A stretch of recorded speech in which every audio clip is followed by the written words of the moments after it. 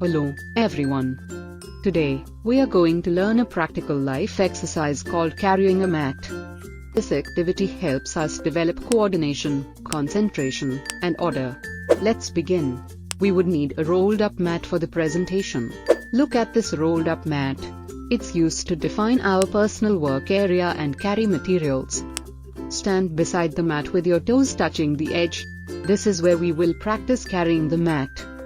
Bend your knees slightly and reach down to grasp the opposite edge of the mat firmly with both hands, one on each side. Make sure you have a strong grip. Use your leg muscles to push up and lift the mat off the ground. Remember to keep your back straight and use your legs, not your back. Find your balance with the mat. Hold it steady and close to your body. Keep your arms extended and your shoulders relaxed. Take slow, deliberate steps while carrying the mat. Look ahead and be aware of your surroundings.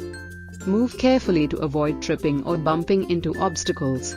Gently lower the mat back down to the ground by bending your knees and using controlled movements. Well done! You have learned how to carry a mat.